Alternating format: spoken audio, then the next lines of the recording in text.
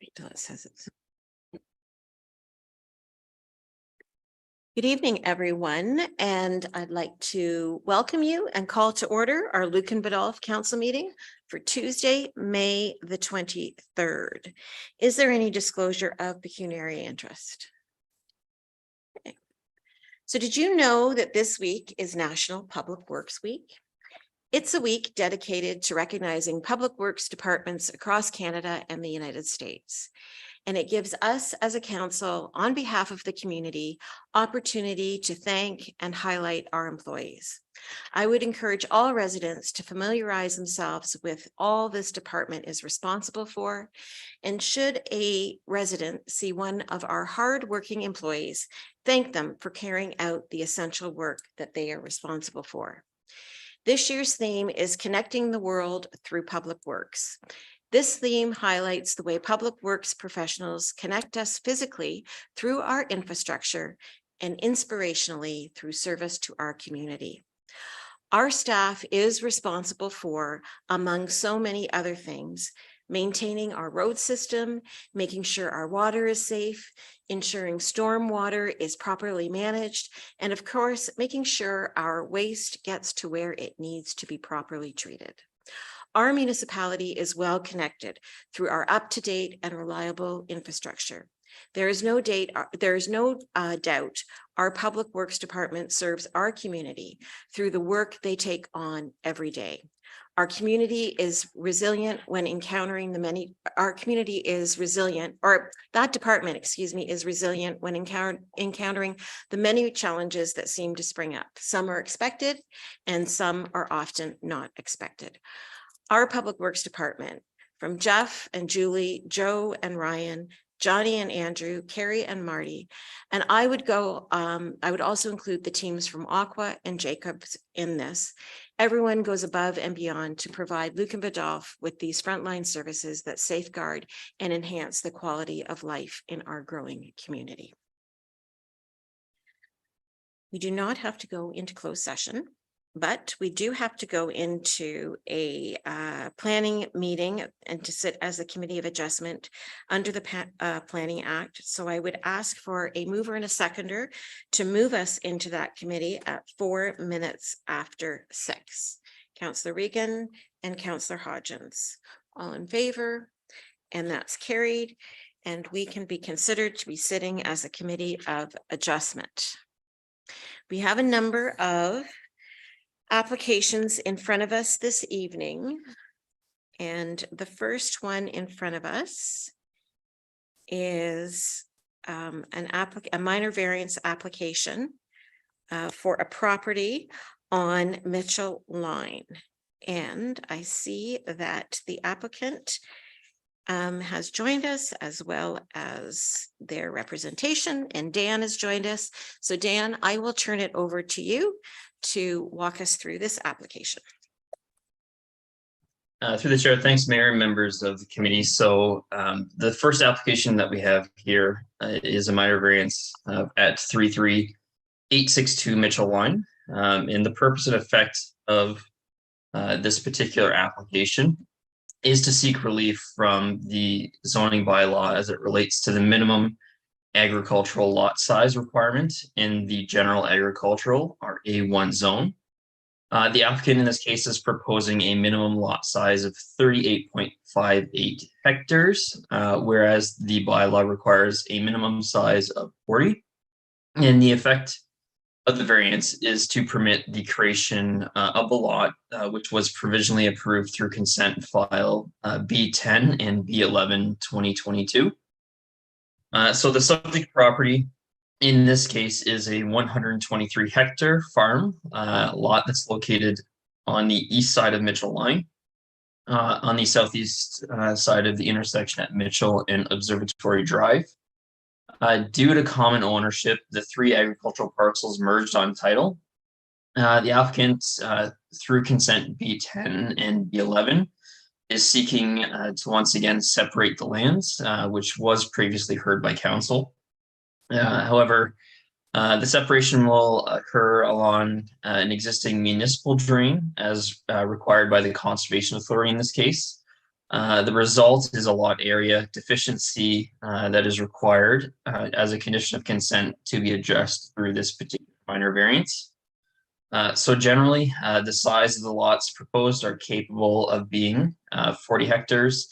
However, as mentioned, the location of the municipal drain and the requirements of the Conservation Authority do make it difficult to achieve that 40-hectare minimum.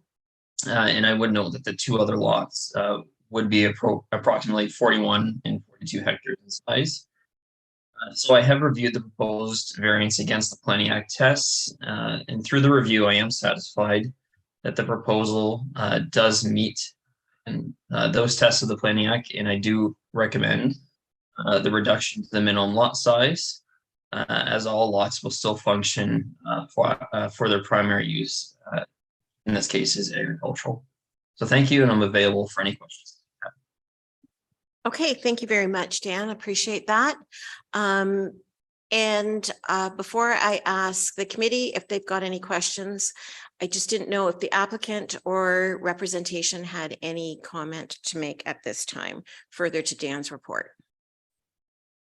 Good evening. I'm here on behalf of Joseph Hentz, the agent in this hearing. I'm here to answer any questions you may have, but I don't have any further comments at this time. Thank you very much for that. Are there any questions or comments from the committee on the application in front of us? Deputy Mayor Mander.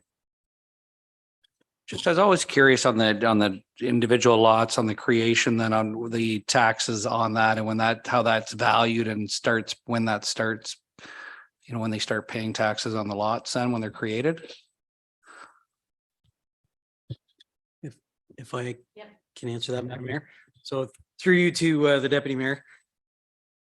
At the end of the day, it's a shuffling of the deck. It's not going to have any impact at all, because we're talking about the same ownership for all three parcels. It's going to be fine. It comes out in the wash. We'll get a supplementary, which will it'll separate the assessment. So if it's for ease of numbers, if the total assessment's 100,000 right now, it'll be 100,000 divided up in between the three parcels after the fact. So if it was, the only way it would be different is if we were talking about building lots, then it would be increase in value. But because of the size of these parcels, I don't expect any change. No.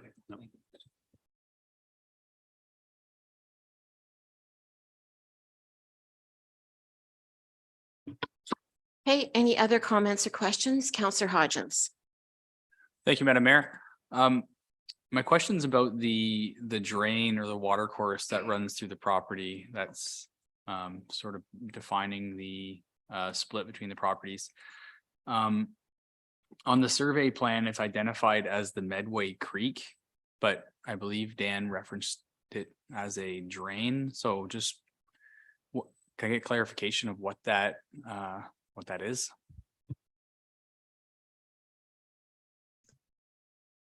Yeah, so through the chair, at this particular location, it is technically a drain, but it is the Medway Creek. It's actually the headwaters of the Medway.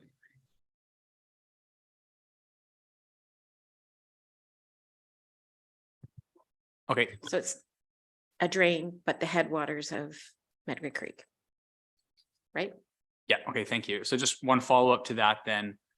I think in your report, Dan, we hadn't received comment from any external agencies or the Upper Thames River Conservation Authority. So have you received anything from them since then? Or is there any chance that they're going to have comment or concern related to this with respect to the Medway Creek? So through the chair to Councillor Hodgins, I didn't receive a follow-up comment from them. However, they did comment through the consent file. I did work with them with the actual proposed location of where the back lot was going to be. It did come to council once, and then based on comments that we received from the Conservation Authority, we went back and reviewed it further. So in this case, they had requested that the property line be placed at top of bank of the cultivated area on the east side, and then the creek remain fully with the other parcel on the east side.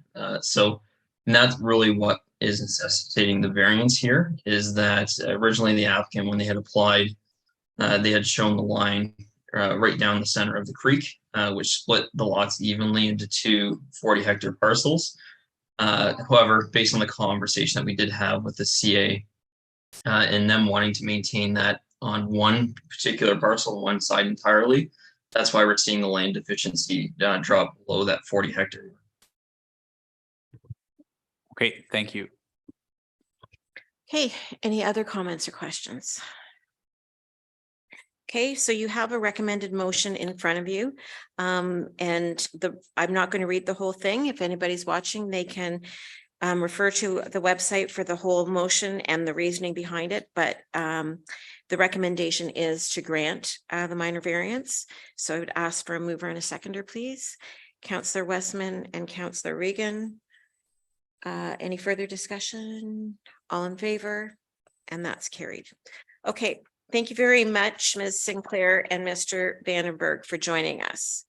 Moving on to the next one, it's a consent application for another property on Mitchell Line as well. And while have we got is the applicant joining us or no? Okay. Oh, there he is right there. Okay, Dan, I'll turn it over to you right now.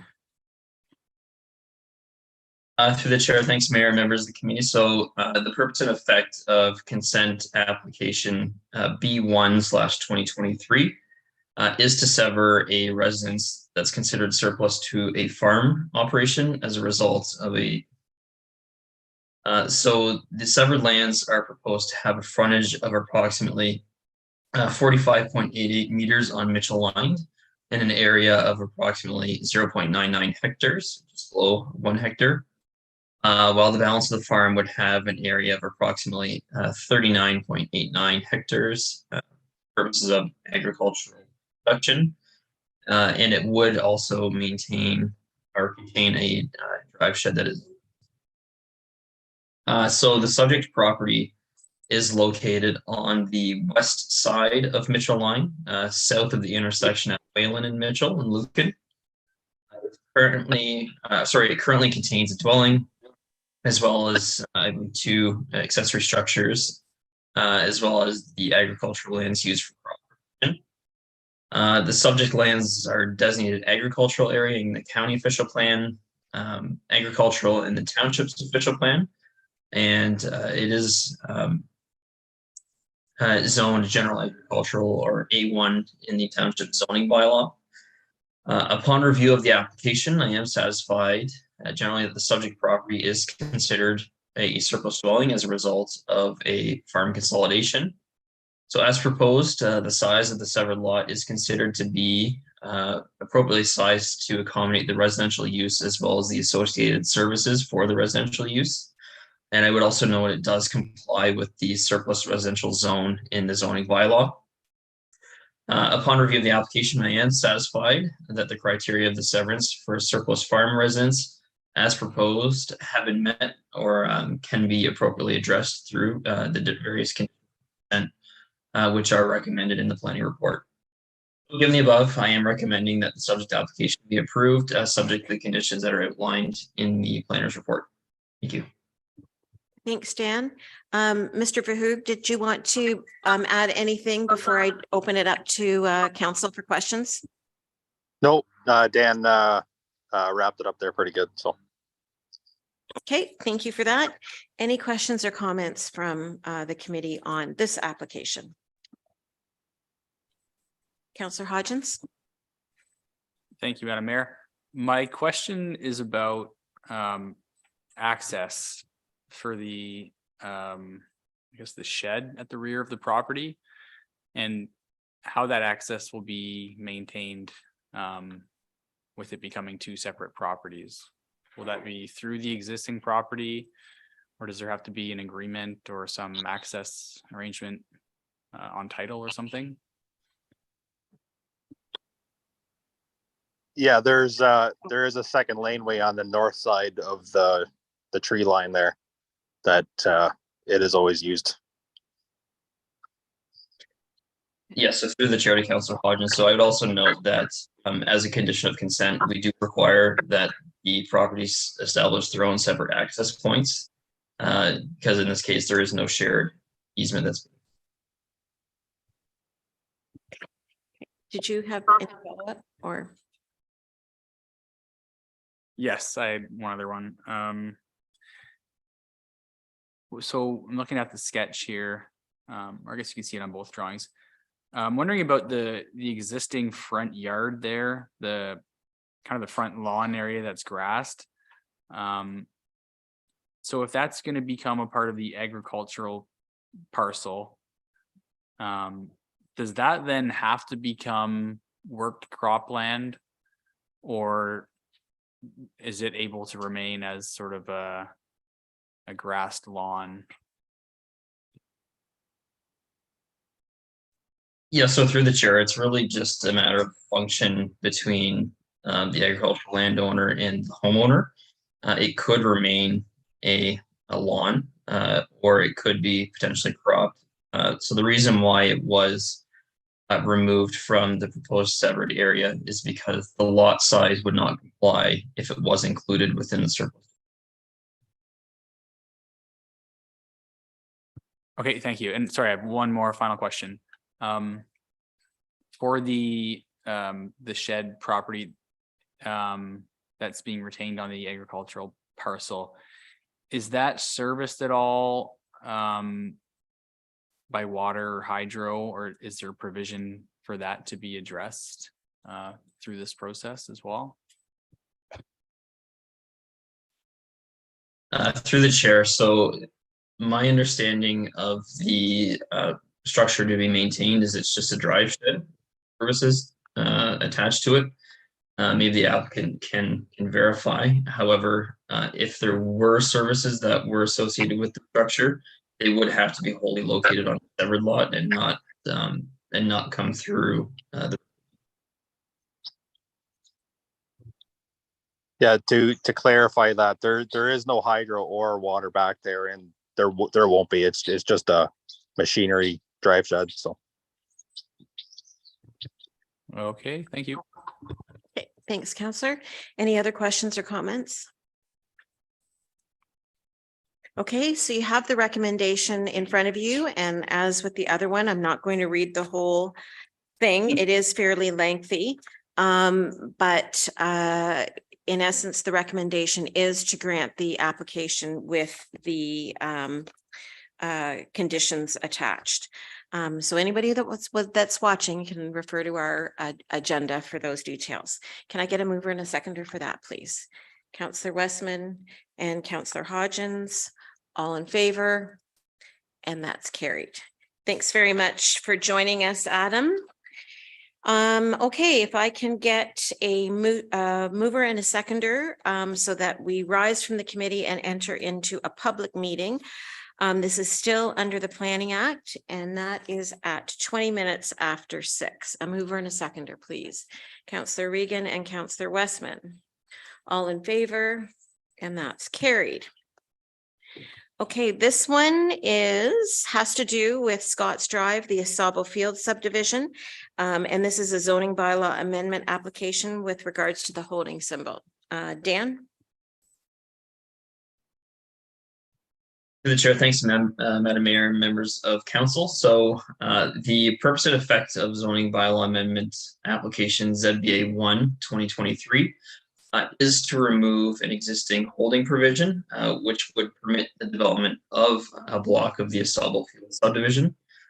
So on the map that you can see here, it is just the area that's indicated within the black angle on the drawing.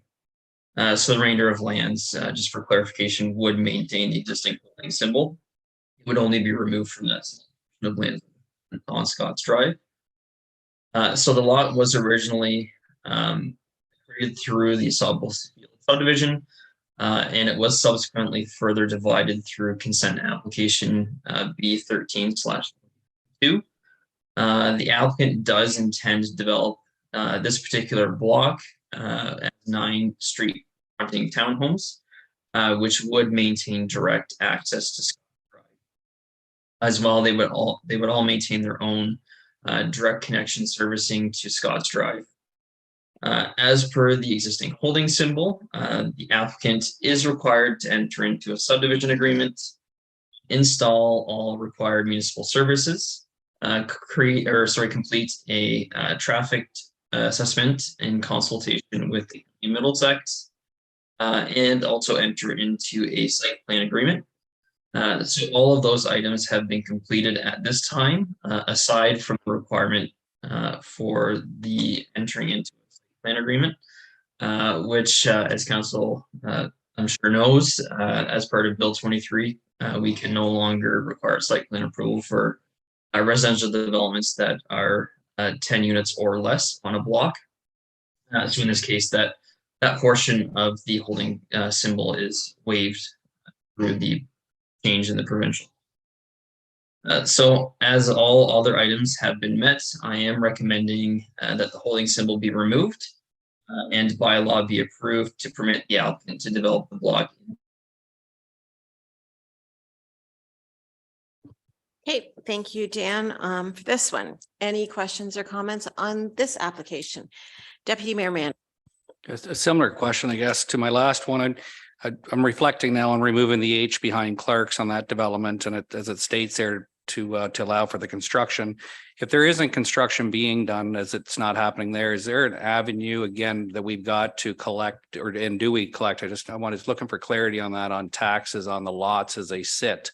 Those are very valuable lots. They're sitting on them. We remove the H. Is there something we do to create revenue, or is there something we could do to create revenue on removing the H of the lot value? Through Madam Mayor to the Deputy Mayor's question. That's not an easy one to answer because again, we're not MPAC, but I do believe that as you go through the system, the decision that the council will make tonight, I don't think will have any impact on the assessed value of that property.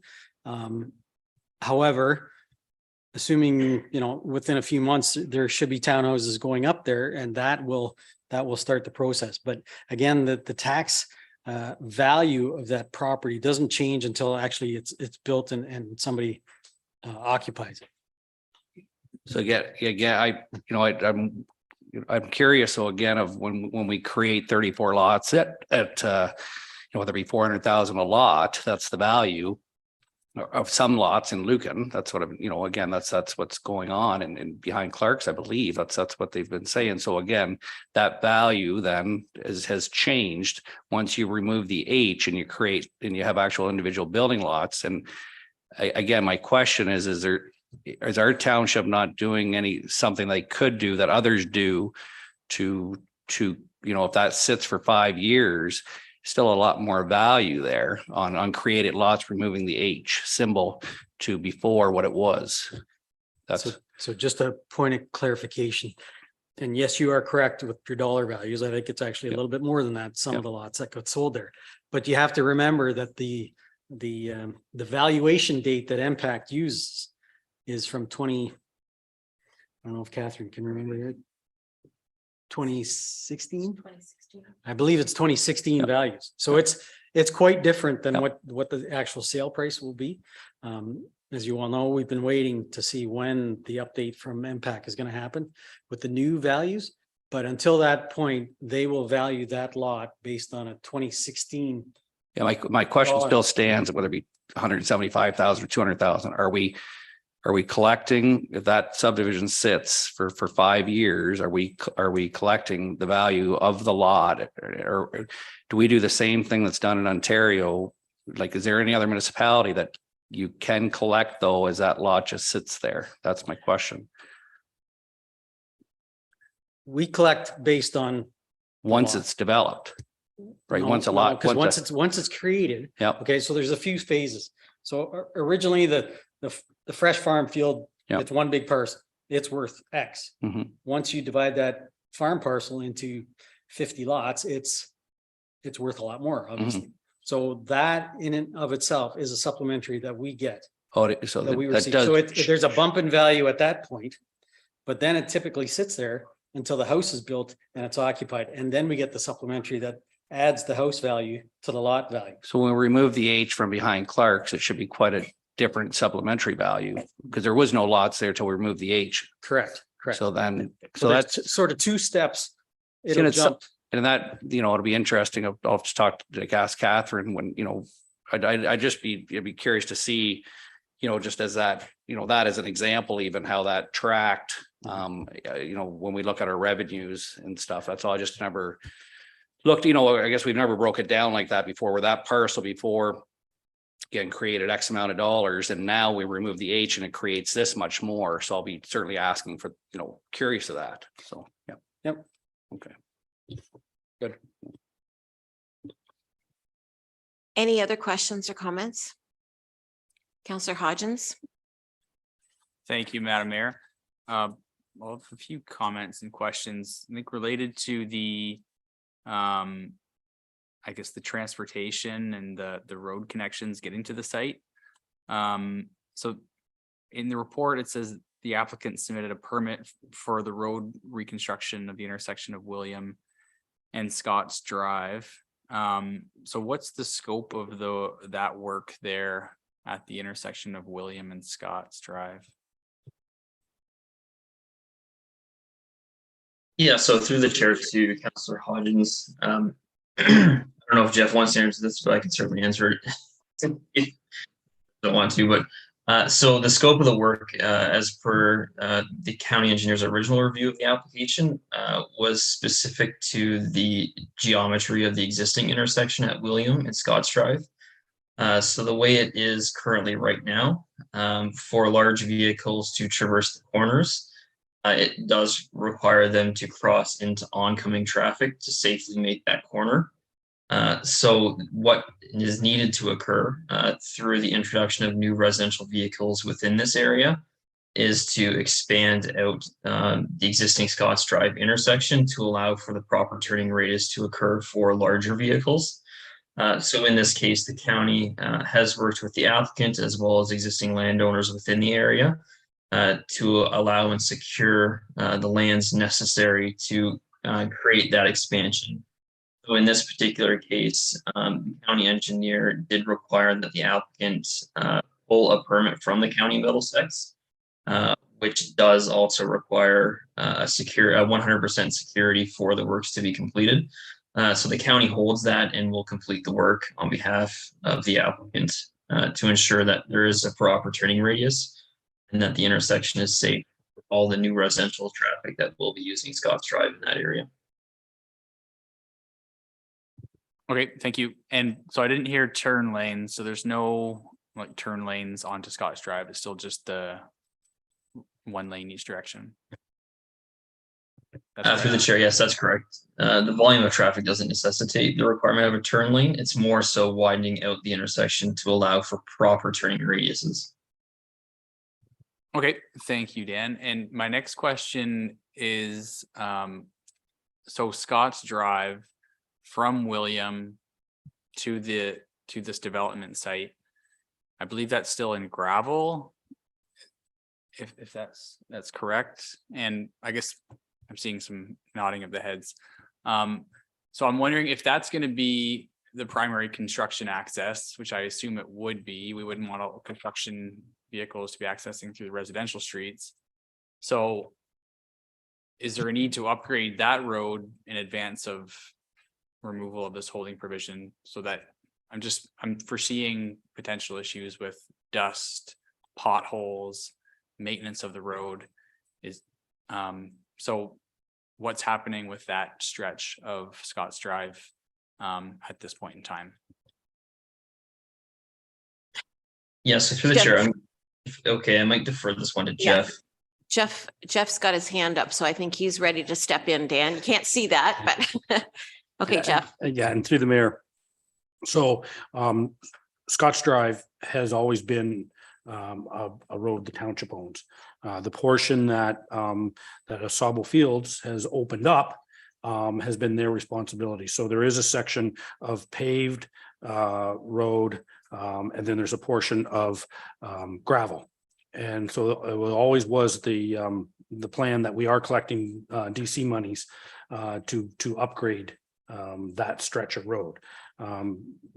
At this point, we're allowing the Asabo Fields to do their construction prior to us finishing the township road that's there. It's already in place. It's strong enough to handle the traffic because of the water tower and all the heavy equipment that comes in now on it. And we do calcium it and we do grade it to try to keep the dust and stuff down. So the plan is to allow the initial construction to get started and then go back, and then we can finish off that little section of road. Okay, thanks. That answers my question. And just to confirm will Scotts Drive be the access road for construction vehicles? Yeah, and through the mayor. So yes, it will be. That was the agreement when they first started, even the first phase of the residential homes, that we were wanting construction traffic to be limited or be to Scotts Drive and not into the residential area. Okay, thank you. And I have one other question. It's a little bit different topic, but just starting to see growth and more development in this area and in really close proximity to the water tower site. I just wanted to confirm with that site, does it have like adequate security? Is it fenced off? Just to prevent anyone from getting into that area? Yeah, and through the mayor, the water tower is not fenced in. There's security lighting, and the tower itself is locked, for lack of a better word, that it's secure in that no one can enter the water tower, but the property itself is not fenced in. We do use it as our bulk water station. So people do have access to the bulk water station. And that's, so obviously we don't have a fence around it. Okay, thank you. Okay, any other comments or questions on this application?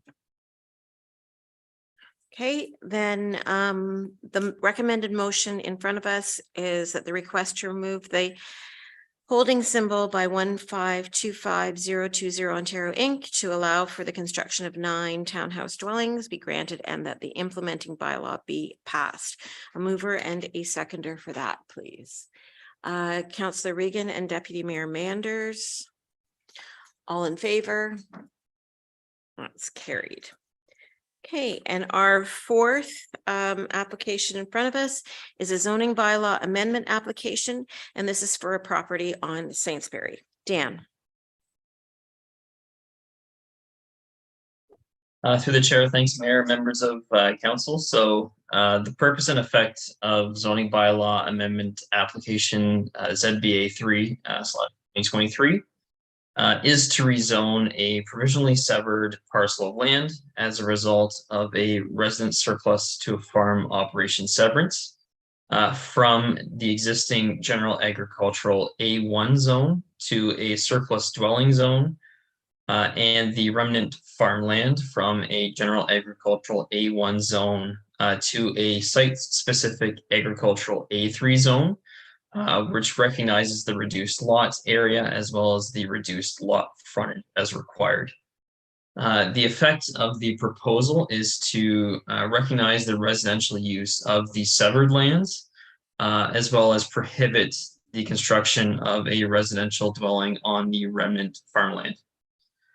So the applicant the application that we're hearing here today is the direct result of application B12/2022, which does require that the applicant rezone both parcels as a condition of the consent. The subject property is located on the west side of Saintsbury line, south of the intersection at Saintsbury and Watson, and it is municipally addressed 33823 Saintsbury line. The subject land is designated agricultural area according to the County of Middlesex official plan, as well as agricultural by the township official plan. And as mentioned, it is zoned general agricultural A1 zone in the bylaw. So upon review of the application, I am satisfied that the proposed zoning meets the intent of the provincial policy statement, the county official plan, as well as the local official plan. the rezoning will fulfill conditions of consent to allow the owner to finalize their consent application. So given the above, I am recommending that the subject application be approved and the bylaw be brought forward for consideration. Okay, thank you, Dan. Comments or questions, clarification on this application? Councillor Regan. Thank you, Madam Mayor. Dan, I think I texted you earlier and asked you about this, but I'm just wondering if my understanding is that there's a barn and the barn has to come down. It's again, my understanding, and I'm wondering why we ask for that if it's not being used for livestock. Yeah, so through the chair to Councillor Reagan. So there's a few existing accessory structures that are located on the lands. One of those being an old bank barn. Based on the comments received by the chief building official, because the lands transfer from an agricultural use to a residential use, the associated structures that are located on the site have to comply with residential building code as a residential accessory building, and not as an agricultural building as a barn. So the applicant was effectively given the option through a condition of consent to either upgrade the structure to a residential standard as confirmed by an engineer, or just remove it from site. So in this case, based on the cost associated with upgrading the structure, the applicant has basically determined that they'll remove the structure. Okay, thank you very much. Thank you, Madam Mayor. Thanks, Dan. Before I ask council if they've got any more questions, I failed to ask the representation of the applicant if she had any comments. So Ms. DeZur, did you have any comments further to what Dan presented? Good evening. No, we have no further comments at this time. Thank you. Okay, thank you very much.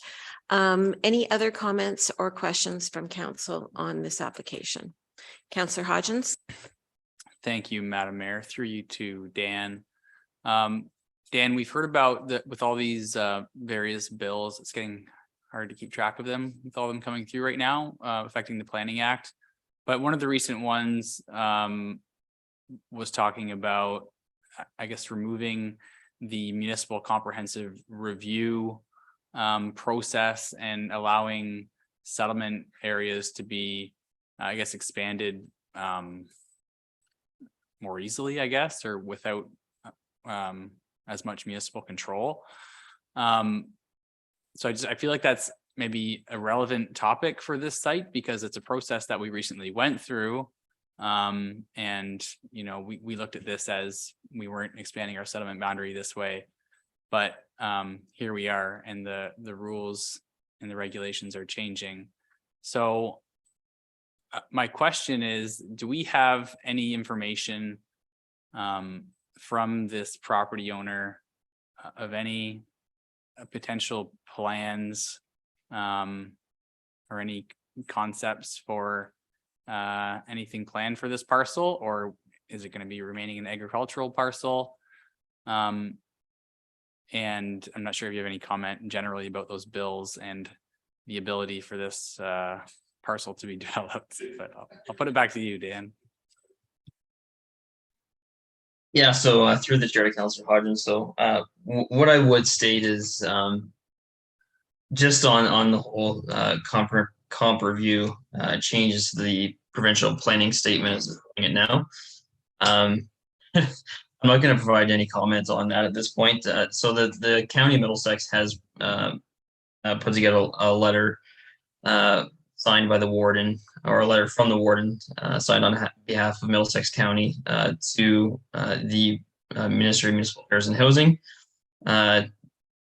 providing a holistic response to what our comments and concerns are with the provincial planning statement, places to grow, and then Bill 97 as well. So what I would say is, yeah, it is generally a concern, I would say, in my professional opinion, to relax the municipal comprehensive review standards and requirements that are currently in the existing PPS, provincial planning or policy statement. It does effectively, as proposed, allow for any private landowner to apply to have their lands included within an existing settlement area. So this is something that could occur or anywhere within the site. So it is certainly something that we're going to have to look at further if the proposed changes do come into force and effect.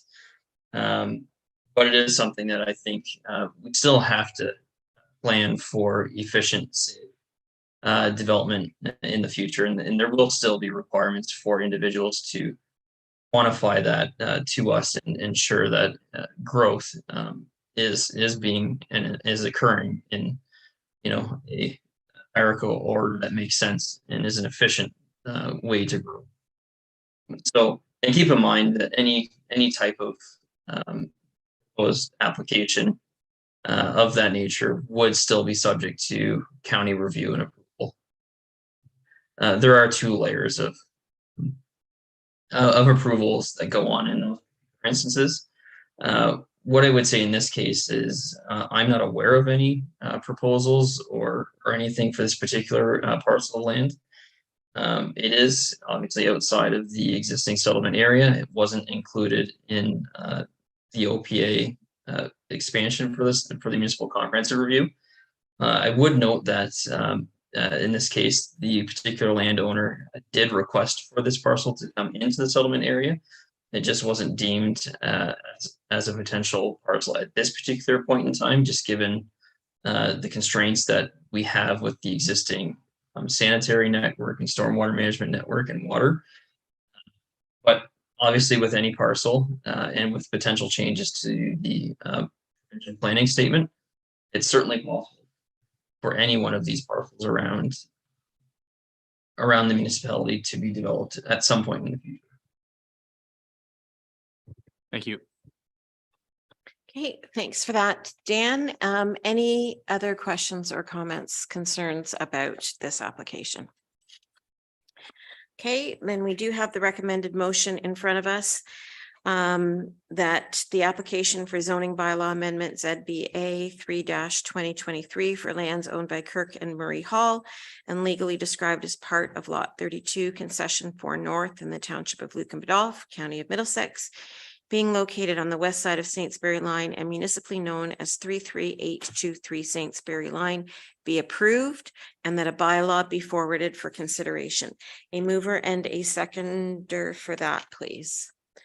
Councillor Regan and Councillor Hodgins, all in favor? Carried. Okay, thank you very much, Dan, for joining us. I know that you've had a busy couple weeks, so I appreciate you making the time. And I don't know, did you have anything later on at all to report on? Through the chair, nope, that's it for me.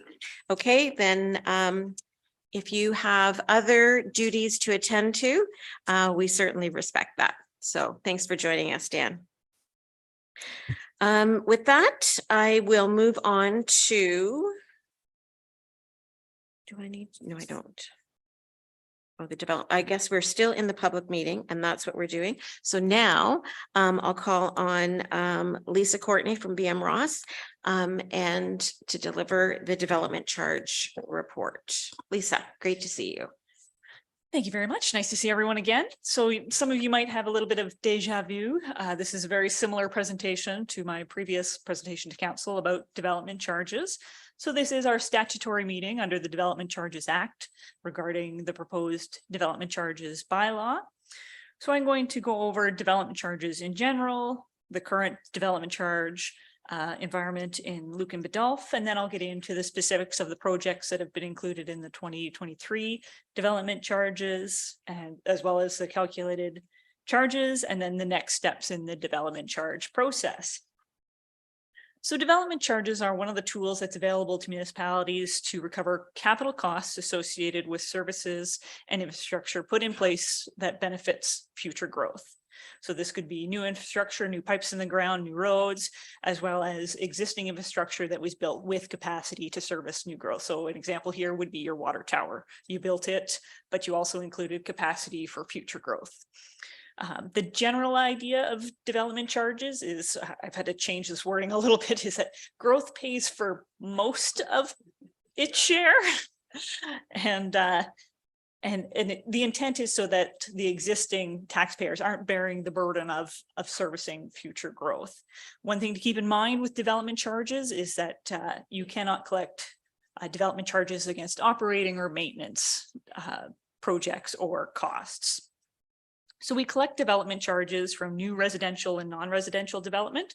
Typically, these are collected when a building permit is issued, and we cannot collect development charges against existing development. So we calculate development charges based on a capital works plan set out in the background study. So it identifies projects and the costs associated, and that's attributed to future growth. And then that is what makes up the development charge. There's lots of rules around development charges. The act's a really fun read if anybody needs a sleeping aid tonight. But it essentially boils down to a mix of accounting, engineering, and planning. And what you collect in development charges has to go towards your development charge projects. My job is to calculate the development charges. I essentially calculate the ceiling, and council can charge at that ceiling or lower. You can't charge above that, because what I've calculated is essentially what's justifiable based on the rules in the Act. So I put this slide in just to kind of give some examples of when development charges would apply. So example, I buy a lot and I build a new house, I'm going to pay development charges. If I buy a lot and I build an office building, I could pay development charges. If I buy an old factory and I turn it into trendy apartments, I would pay development charges. But if I just put an addition on my existing house, or I change my house from maybe it was a cottage or only semi-used property, and then I convert it into a permanent type dwelling, I wouldn't pay development charges on that. Or if, unfortunately my house burned down and I had to rebuild it, I wouldn't pay development charges, provided I got that house built within the deadlines specified in the bylaw. This is not an exhaustive list. There are other exemptions, but that just gives the idea of when development charges are collected. So we calculate development charges for residential and non-residential growth. This is so that residential growth isn't paying for non-residential and vice versa. So our residential development charges are quite often based on a type of unit. So you would pay an amount for a single family unit, you'd pay a slightly lesser amount for an apartment. Whereas your non-residential development charges are usually charged out on a square meter or square foot basis. So we typically have different development charges between rural and urban areas, and this is a function of the different services that are available in those areas. So we can only collect development charges for the services that benefit that specific area. So where we have water, wastewater, we will collect for those services. So quite often in an urban area, whereas the rural parts of the town, they don't have those services, they don't benefit from them, so they don't pay those development charges. Overall, what your development charge is, that amount at the end, is reflective of the projects that you're doing to service or that benefit future growth. So where you see higher development charges, typically that's where a municipality is doing lots of work related to future growth. So they're building new infrastructure, they're putting services in, big projects like wastewater treatment plants will make your development charges higher than if you've got lots of capacity and you don't need to do a project, you can just kind of coast along at where you are. One thing to remember with projects that are included in the development charge capital program is that we are only collecting the portion of the project that benefits growth. So back to my water tower example again, you build it, it services your existing population as well as future. We're only collecting the portion of that project that benefits the future through development charges. Our rules for development charges come through the Development Charges Act. It's essentially a full-time job keeping on top of the changes of this act in the last 5 or 6 years. But it sets out what we can collect and how we collect, how we calculate development charges. Now you can even see my slides outdated now. Used to be that you had to have a new development charge background study and bylaw every 5 years. That's now every 10 years. And also reporting requirements that Catherine has to do on an annual basis and show the money that comes in and the money that goes out of the development charge reserve accounts. The Act also specifies what types of projects are eligible for collection through development charges. So if your project doesn't fit under a category in this list, you cannot collect for it through development charges. It does include all your hard services, so your roads, water, wastewater, stormwater, as well as some of what we call the softer services, so libraries, parks and recreation, childcare, things like that. In terms of implementing a new development charge bylaw, as I said, bylaws now expire every 10 years, used to be every 5. And before you implemented a new bylaw, you have to undertake a background study. That background study sets out kind of what we forecast future growth to be, what projects will be included. So we always look at what needs to be revised in terms of costs. Are these projects being done? Are there new projects to include?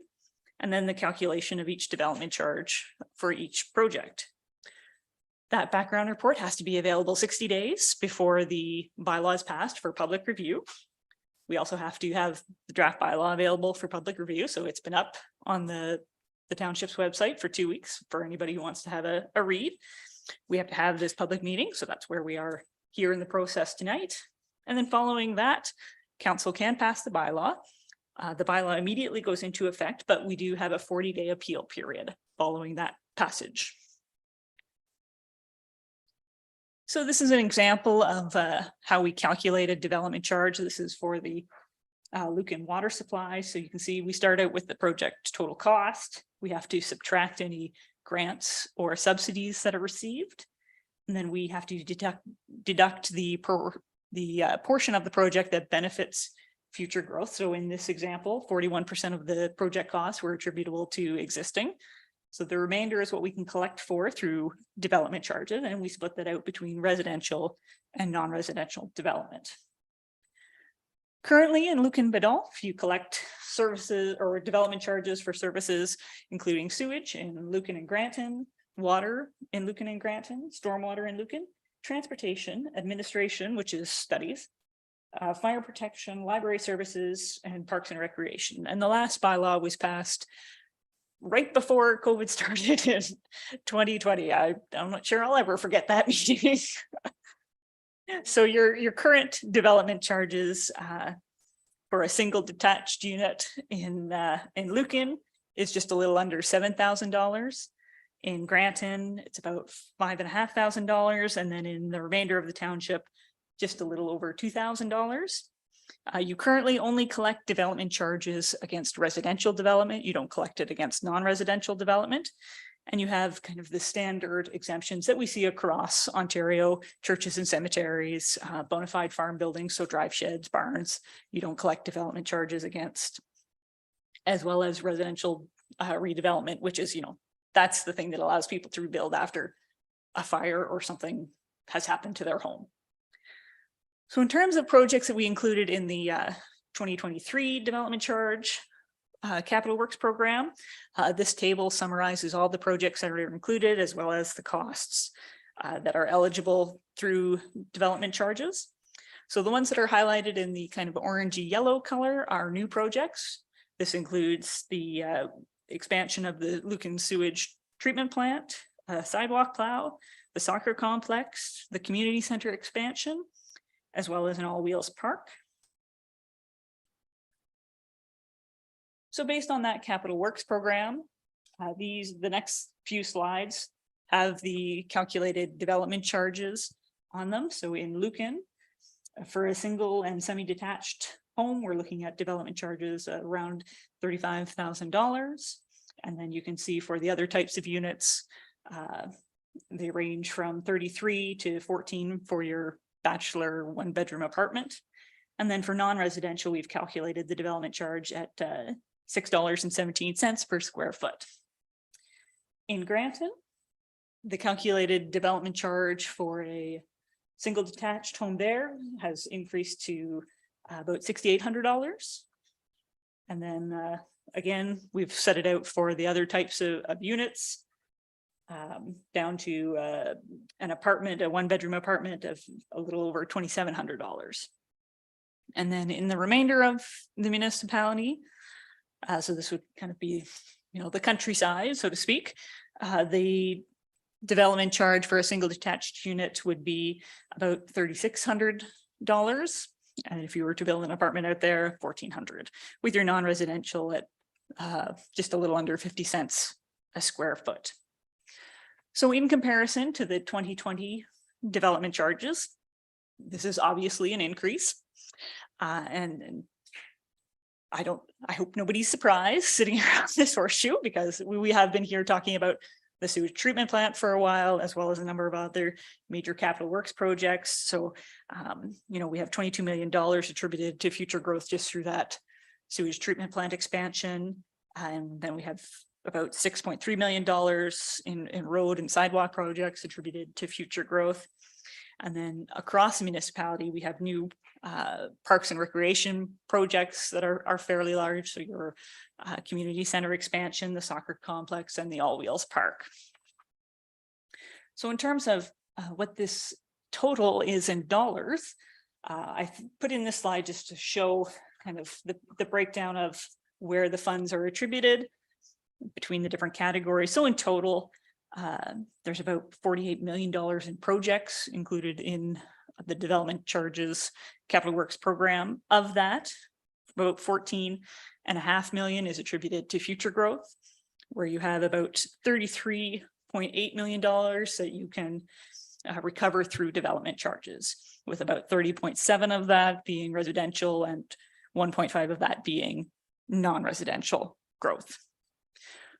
So to look at that graphically, because everybody likes pie, you can see about 70% of the costs are attributed to future. And then when we break that down, it's 64% residential, 3% non-residential, and then you've got some money in reserves that will go towards those costs as well.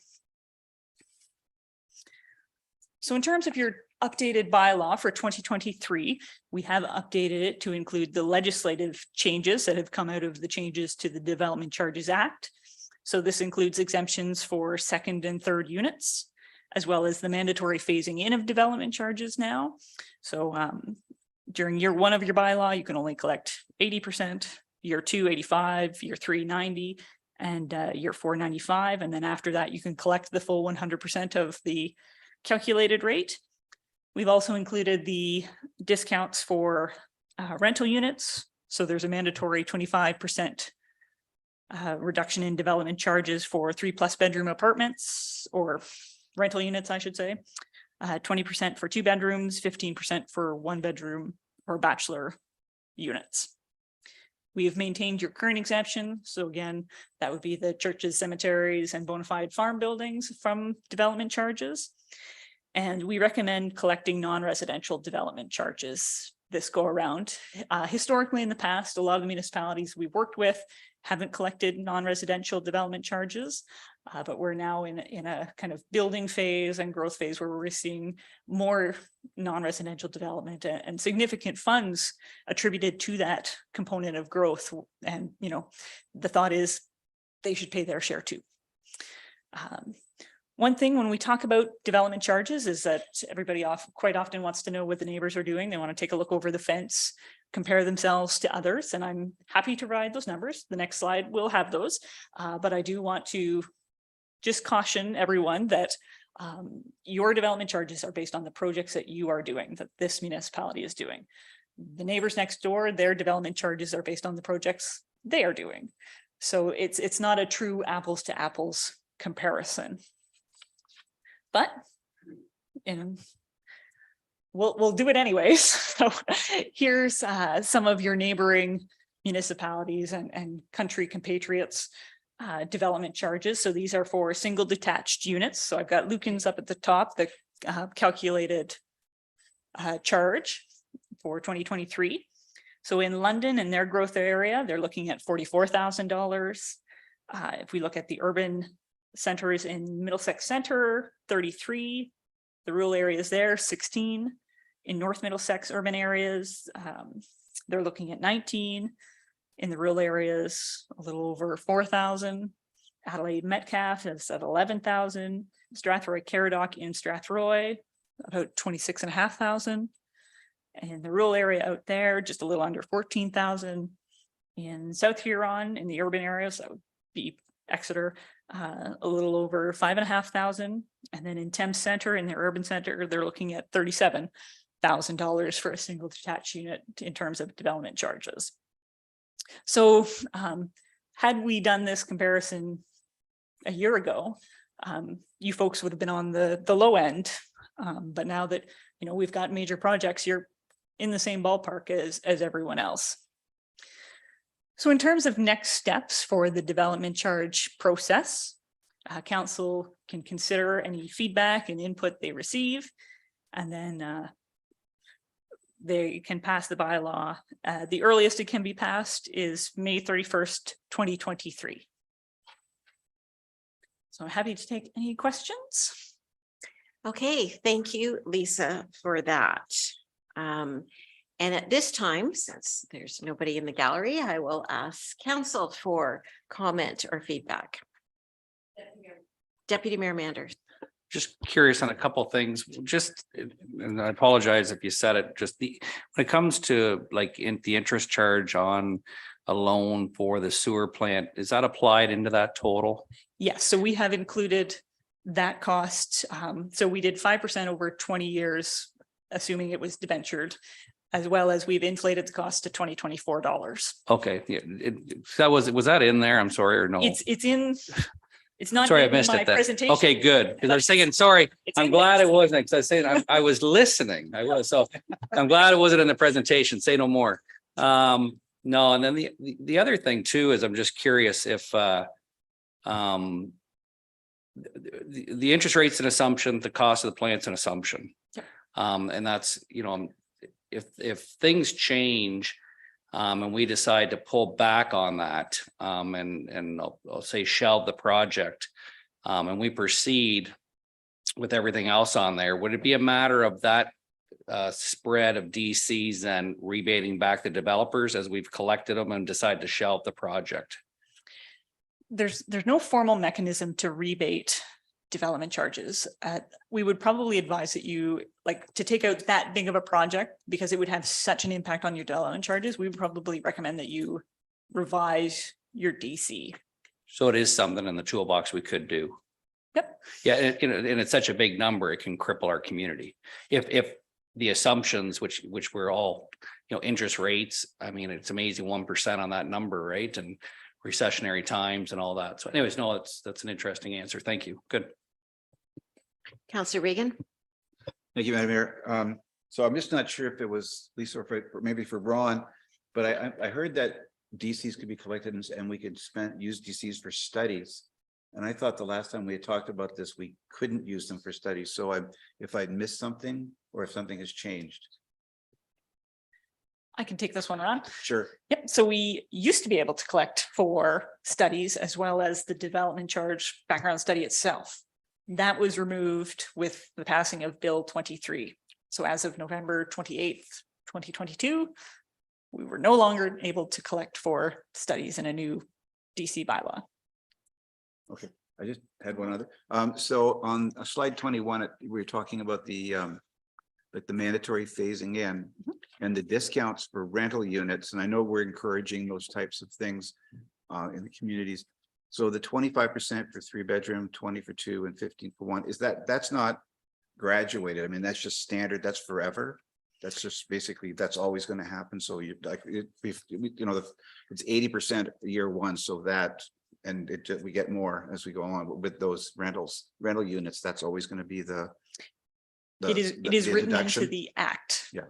So it's not something that Lucan Biddulph can change because the act will supersede your bylaw. Okay. Thank you. Thanks. Just further to that, before I ask my other colleagues if they've got anything. So on that, and that would be for any 3-bedroom apartment Rental. unit, whether it is supportive housing or market-driven housing. The changes to the Development Charge Act do speak to what they call attainable and affordable. What those definitions are has not yet been put out, and they speak to exempting those types of developments totally from development charges, but we just don't know what the definitions of those types of units are. So if a definition comes back that maybe defines that a little bit more, where let's just say, for the sake of discussion, for a three-bedroom supportive housing unit as opposed to market driven, that's where the discount comes, then how would we make adjustments to our collection? So you essentially have to make those adjustments as soon as the law comes into place, because the province's law always supersedes your bylaw. Okay, all right. Okay, any other comments or questions from, oh, sorry, did you follow up, Councillor Regan? Quickly, there was just one other, my fault. Yeah. So I was just wondering about like commercial developments, because I'm looking at slide 17 and it talks about non-residential per square feet. So does that mean like, for example, industrial buildings going up? Yep, it includes industrial, commercial, and institutional type buildings. And it just seems to me, and if it's wrong to say, I don't know, but it's a bit like 46 cents a square foot doesn't seem like a lot to collect for. That's out in the country. Yeah. Yep. But we calculate the development charge for non-residential based on a forecast, and typically residential has been the strongest growth sector in this municipality, and there's no reason for us to suggest that the non-residential end is going to really take off and become the leader in terms of growth. So we feel it's probably pretty close to, you know, what the past is probably pretty close to what we'll see in the future in terms of non-residential growth. Right. Okay. All right. Thank you. I'm done now. Thank you, Madam Mayor. Okay, Councillor Hodgins. Thank you, Madam Mayor. First off, I want to say thank you, Lisa, and everyone on your team at BM Ross and all of our staff for their work on this. Exciting to see it coming forward. Not a surprise to me or probably any of us around the horseshoe here. We know the big projects that we have ahead of us, so this reflects that. My first question is, how far out does the background study look for projects? Does it go like a certain 20 years or more? For your hard infrastructure, we want to look 20 years if we can, get the big ones. But for your kind of softer services, we're essentially looking at 10 years. Okay, thank you. And what is the process for future updates, like minor updates when a new major project comes forward? Like, so the amendment process is the exact same as the process we're in right now. Unfortunately, there is no easy amendment process. You have to update the background study, do the 60-day review period, do the public meeting again, the whole kind of works. And that might change in the future with this new 10-year kind of length of the bylaw, but we haven't seen any language to that in coming out of the province yet. okay, like from what I hear, you have to do that same process, all the public meetings and everything, but like the study wouldn't have to really be like all redone, I wouldn't think. Like we just kind of make that addition. Or... Yeah, depending on the project, like it could be for a very specific area. We've seen them done, you know, where they have a development area like an industrial park, and they know this is where growth is going to go and this is the services we need to do. So we're just going to do a background study for this specific area and it'll have its own bylaw. And then for, you know, things that might be kind of more municipal wide, you could adjust, you know, you don't have to go through the whole report line by line, but you just have to essentially have the same content. Just you can recycle it and just make sure your assumptions are all still valid and correct. Okay, thanks. And then maybe just an observation or comment. I thought it was interesting what I guess the numbers reflect the situation, but the rural area has a really small development charge because there's not a lot of major projects or really any growth related works. But seeing again these bills and these changes, you know, if things go through the way they're proposed, we can probably expect to see a lot of residential growth in agricultural areas which I'm assuming would potentially need services to support that growth, larger water mains, paved roads, Waste collection. all that. So that's what I maybe foreseeing, is that if these changes go through, we may have to be revisiting this process sooner than later to make sure that we're capturing those funds for Yeah. that. If I had a spare me, I would make her just track these and see how many development charges actually last 10 years versus how many get revisited much earlier. I think it would be an interesting kind of little data analysis exercise. Okay, thank you very much. Any other comments or questions, clarifications from council? Ron? Thank you, Madam Mayor. Just one more of a comment than a question. When we do the comparison, it's like Lisa says, it's very difficult to make a comparison because I suspect the North Middlesex urban, their 19,000 figure is based on a very old construction estimate that is probably way outdated now. We've seen what happened in our 3 years. So who knows what that's going to be. So it's difficult to do a fair comparison. But suffice it to say, I think, while we were behind in our old figure, I think maybe we're at the forefront with our new figure. And you'll see some of the other urban fully serviced areas sort of, if not meet us, surpass us in the next year to 2 years. Thank you for that. Deputy Mayor Manders. Yeah, you made an interesting comment, like the second you revisiting how many of these will be revisited. And I agree, and it's in Councillor Hodgson's comment, we're dead on, and I'm thinking the same thing, whether it be policing and anything. I mean, it's so expensive to service those areas. If you were a councillor sitting here and you're looking at this right now, do you think council should be pushing a pause button? No. I think if you delay further, you miss the opportunity to collect for that big project is coming down the pipes. And with all the things that have been proposed, it's so hard to know what will actually filter out and be a rule at the end. Because I've seen them flip-flop, them being this provincial government flip-flop even on development charges. And we get a draft piece of legislation, and then what we end up with is vastly different than what we had seen as proposed. So it's hard to know just how far they'll go, I guess I'll say. Okay, thank you. Okay. Any other comments?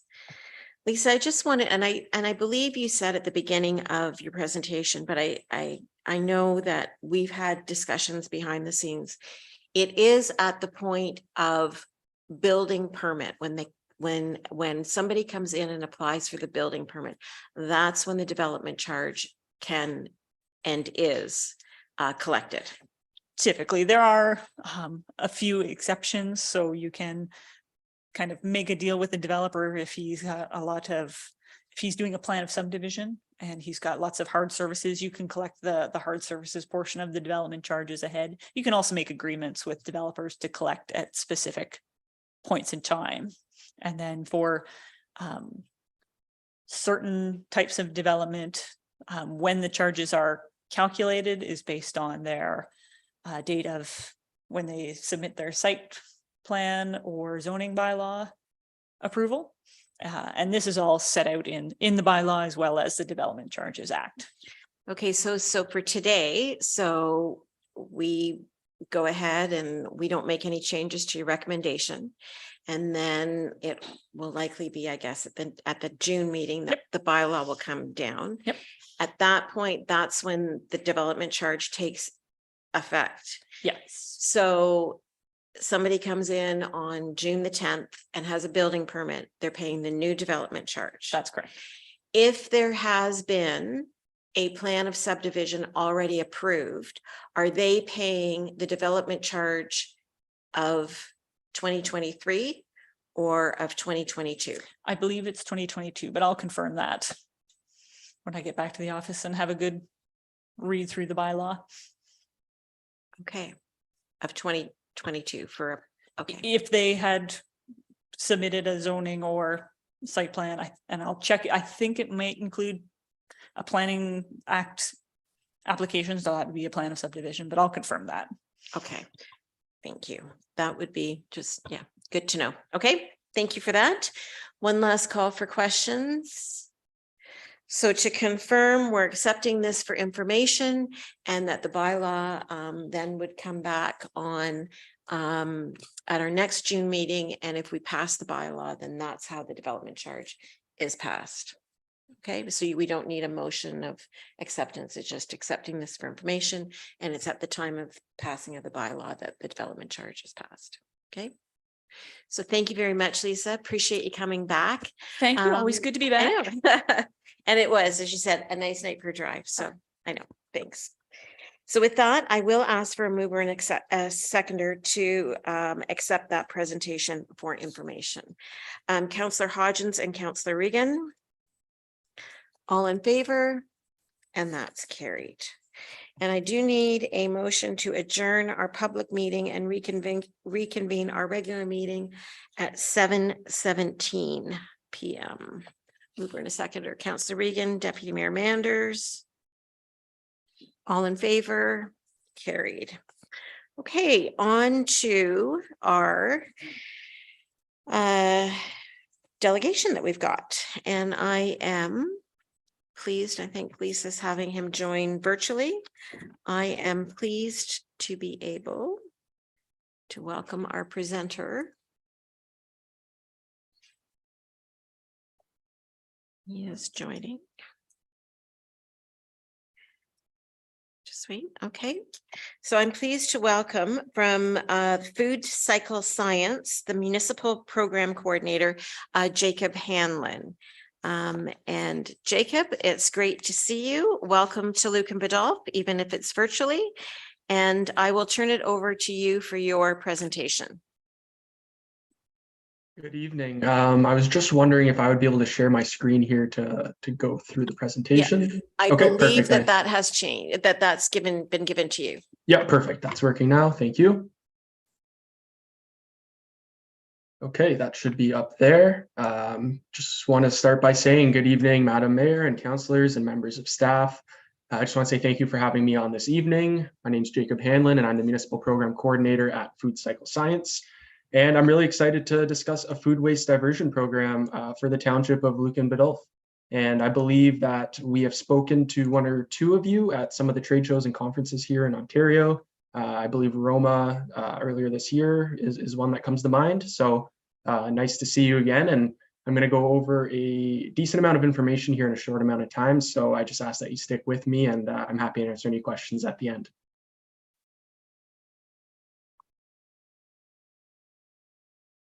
So Food Cycle Science is a Canadian company and we're based out of Ottawa and we're 100% focused on food waste diversion solutions.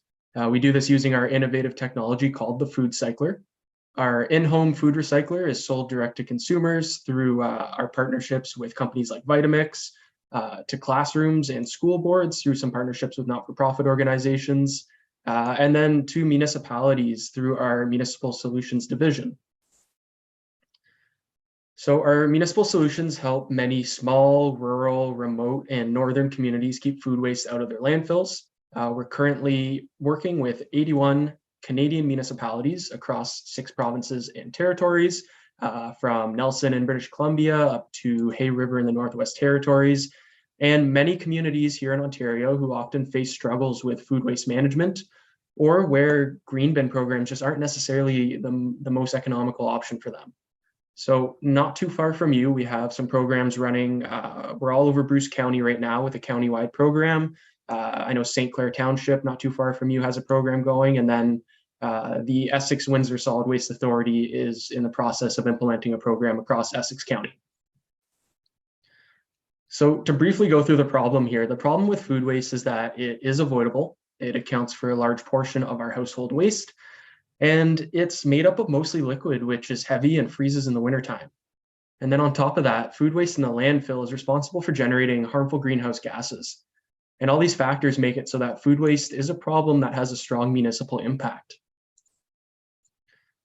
So one of the impacts to municipalities is that since food waste makes up such a large portion of our waste stream, it is causing our landfills to fill up quickly. Operating a landfill is costly for a municipality, so we want to extend the lifespan of our landfills for as long as possible. The environmental impact is when organic waste is in the landfill and it's in that anaerobic environment where it's squished between tons and tons of waste and doesn't have access to oxygen in the breaking down process. It produces methane gas, which is quite a bit more harmful than CO2. To put that into perspective, taking 1 ton of food waste out of the waste stream is the equivalent to taking 1 car off the road for an entire year. In our communities, putting food waste in the garbage causes odors, which is unpleasant for humans, of course, but interesting for animals like bears and raccoons who like to go through our trash. So removing food waste from the garbage eliminates these issues and it reduces the overall volume. So this can save the township on hauling and disposal fees. It can definitely save space in the landfill, and it can save residents on some hassle and any extra waste fees that they might face. Now, we often get asked, haven't we solved this problem already? And there are green bins, of course, which are pretty common in bigger cities with high population density and the right infrastructure. But this can be cost prohibitive or operationally challenging to implement. Many people in your community might backyard compost, and while we think it is a great solution, unfortunately, it's not feasible for everyone. It's certainly not a year-round solution, and there's still the concern about animals being attracted to that backyard bin. And then finally, the easiest solution is to continue to landfill organic waste. But as I mentioned, the long-term impacts are costly and harmful to the environment. So at Food Cycler, we've proposed a different way to deal with our food waste. And this really focuses on making food waste really easy to deal with and right in our homes. So we've essentially built a small kitchen appliance. It's about the size of a bread machine. And you can put in your food waste. And this can include meat, poultry, fish, dairy, even some bones, and then you push a button and in a matter of hours, you have a dry, sterile, and odorless and nutrient-rich soil amendment that comes out. The machine can be used anywhere that has a plug. Most people store it in their kitchen or in their basement or even in a heated garage. And on average, the food cycle will process between 1 and 3 kilograms of food waste per cycle, with each cycle taking between 4 and 8 hours to complete and using between 1 and 1.5 kilowatt hours of power per cycle. So this is similar to having a computer plugged in for the same amount of time. And then that result is the handful of dry, sterile, and odorless soil amendment that can be used in gardening, in a composting system, in a local farm, or even a community garden. Now, the 2 household solutions we have in our municipal programs, these are them up on the screen, and both machines are similar in size. The one on the left there, the FC30, has a 2.5 liter capacity, while the Eco5 on the right has a 5 liter capacity. So we recommend the Eco5 for residents with larger households or who just generate a lot more food waste on a daily basis. But within our programs, we ultimately leave it up to the resident to decide which model they would like and which suits their household best. And then I'll just emphasize here that in the cycle that takes less than 8 hours, there's about a 90% reduction in the weight and volume of food waste. And then that end product, not only is it greatly reduced, but it's full of nutrients and it's beneficial to soil health and plant growth. So some of the most common uses for the byproduct, most people will use it for their home gardens. They'll use it to fertilize their soil. Some will put it into a backyard composter in its reduced state. And then some other common options within our municipal programs are to drop it off at a local farm or do a community garden and really have that sense of giving to your community with the byproduct and knowing that your food waste isn't ending up in the landfill and it's going somewhere useful. So from an environmental standpoint, the food cycler is a net negative carbon solution. And what this means is just like planting trees or using solar panels, when you're using the food cycler to avoid bringing food waste to a landfill, you're avoiding more greenhouse gases in the process than you're creating. So the same can't necessarily be said about other municipal operations, such as waste facilities or waste and recycling collection services, which typically rely on putting a large fleet of emissions-emitting vehicles on the road. So one thing we've learned from working with our municipal partners is that residents are quite interested in being part of the solution. They want to try new things, they want options, and they want their government to bring these things to their community. So with the food cycler, you get to bring something that's innovative and tangible to your residents, and they don't need to live in a big city to be able to divert their organics. So we believe that food waste diversion should be available to all Canadians, regardless of where they live. And with the food cycler, we're really reducing waste at the source, because since food waste accounts for such a large portion of household waste, it is the single most impactful strategy to achieving any kind of diversion targets you might have or that are coming with the regulations here in Ontario, and just overall reducing the amount of volume in your waste stream. So I mentioned earlier that we're working with many municipalities across Canada. To date, we've completed pilot programs in over 40 municipalities and over 5,000 households. We found that the results have been overwhelmingly positive. We are able to achieve a significant amount of net new waste diversion. We have a generous user experience rating of 4.6 out of 5 stars and a 98% participation rate from residents within these programs. Many municipalities have expanded their programs to more households within the community after that initial pilot program. In Nelson, British Columbia, for example, after completing 2 successful pilot programs, they're now putting a food cycler in every home of their city of about 11,000 people. So last year, Food Cycler was selected as a finalist in Impact Canada's Food Waste Reduction Challenge, which is a 3-part initiative from Agri-Food and Agriculture Canada with the goal to reduce Canada's food waste. So as a finalist, we were awarded with a $400,000 prize and tasked with finding more Canadian municipalities as implementation partners. So we're using this funding to invest directly into pilot projects at a heavily subsidized price. And these pilots are helping us move into this final stage of the challenge, which comes with a $1.5 million grand prize. And any future funding that we do receive is going to go right back into these programs and these investments for Canadians. And any municipality that partners with us will have the right of first refusal on any subsequent funding. So just to quickly go over the pilot timeline here, and then just a couple more slides before I wrap up. It's a 12-week project. Residents will purchase the food cycler at a subsidized rate from their municipality. They use the unit and track the number of cycles per week for that 12-week period. And then at the end, they get to keep their food cycler, and we ask them to complete a brief survey so that we can evaluate the program's success. We then present the results back to you in a final report or a feasibility study, and this data can be used to support your future waste management decision-making or to accompany a recommendation or a grant application to expand the program further.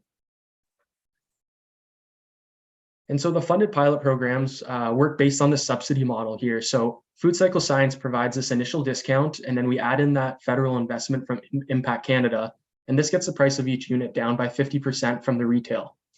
We then ask the municipality to subsidize $100 per household, and then the participating residents will choose which model best suits their household and contribute the remaining amount.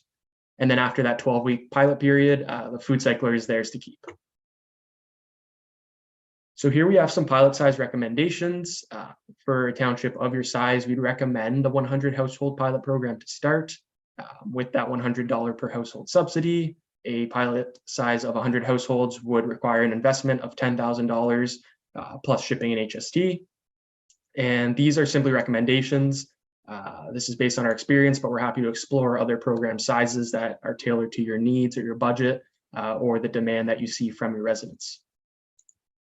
And then lastly, before I wrap up here are some reasons that may resonate with you as to why you should consider piloting this program with us. And the first is that you have an opportunity to trial this technology at a well below market rate and through a convenient procurement platform with Canoe. You'll also see immediate and impactful benefits such as waste diversion, lower disposal costs, and reduced greenhouse gas emissions.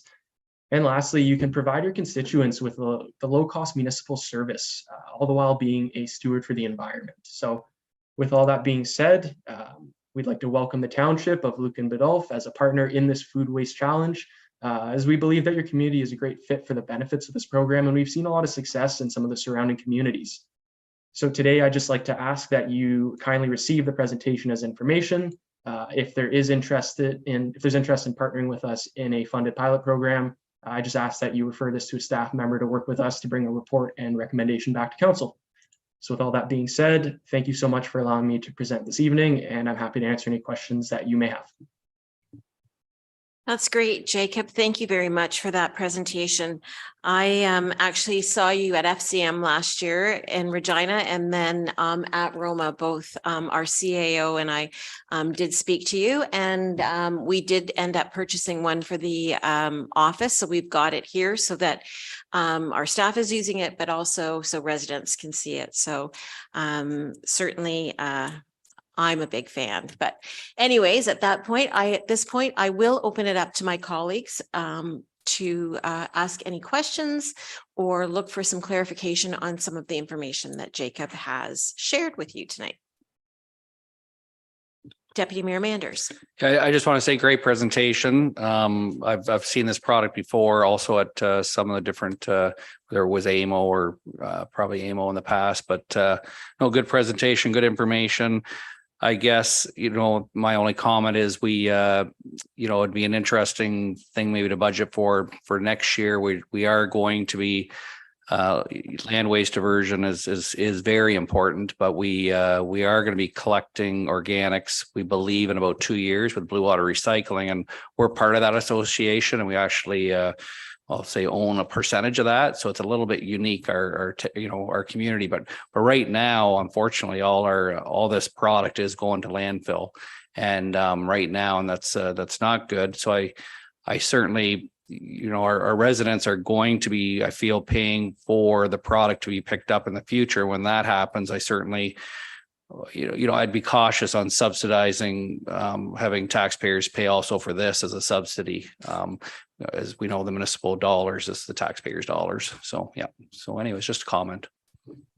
Thank you. I appreciate the comment. And in a perfect world, residents have options between a green bin, curbside, an in-home food recycler, and a backyard composter. But I appreciate you explaining the reality of the situation there. So thank you.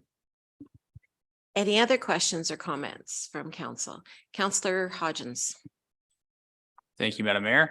Thanks for the presentation. It was really great. Can you tell us how it works, or is it a secret? Thank you for the question. Yes, absolutely. I can tell you how it works.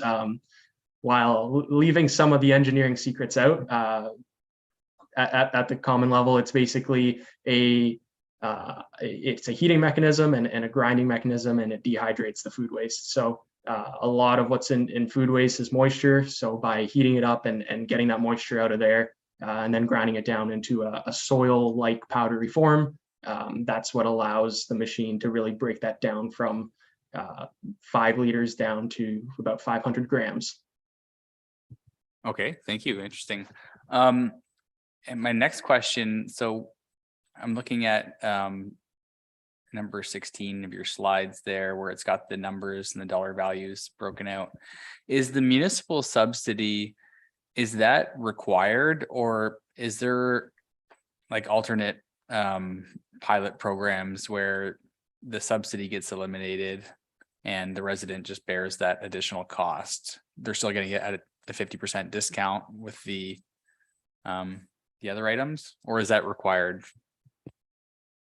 Thank you for the question. So in order to get that federal investment and to bring that price down by 50%, part of the agreement is to have that municipal subsidy. So in order to have that federal investment and kind of that whole subsidy structure that really makes the product as accessible as a solution for as many residents as possible, that there has to be that municipal subsidy.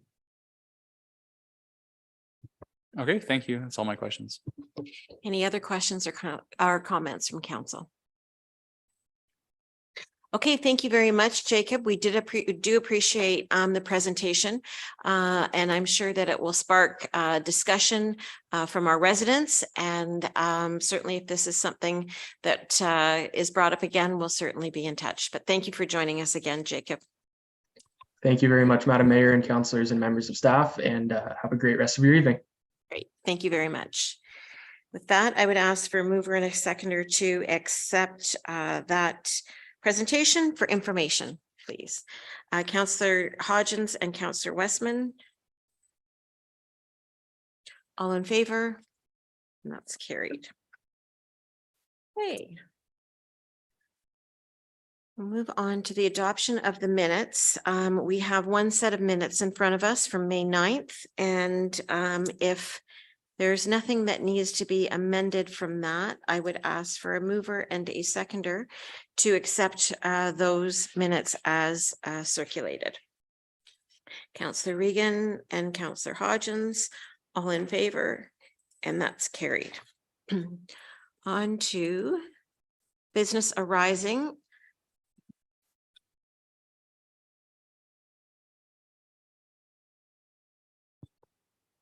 We have one item that has that we have to circle back to, excuse me, from our last meeting, and that is the request that we received for the extension for a deadline to build at on our industrial park.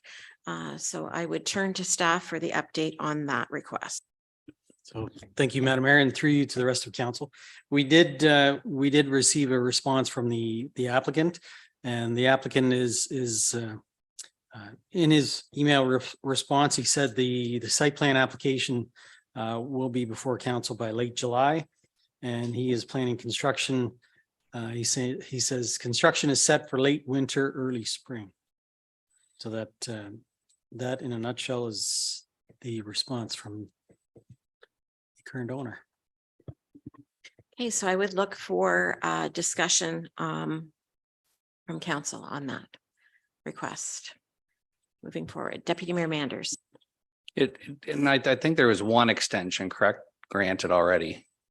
And I know there's previous meetings I was at that whether it be Tina or yourself, Ron, that certainly expressed concern on that development that, we've done it in the past. It's not something we want to continue to do is add that. And if I could make one clarification, the extension was on the actual purchase of the property. So we pushed it back. Yep. It wasn't in regards to the actual construction. But a longer time to tie up the property for consideration for a plan. Correct. Yep. So still not, no other resident in Lucan had that privilege.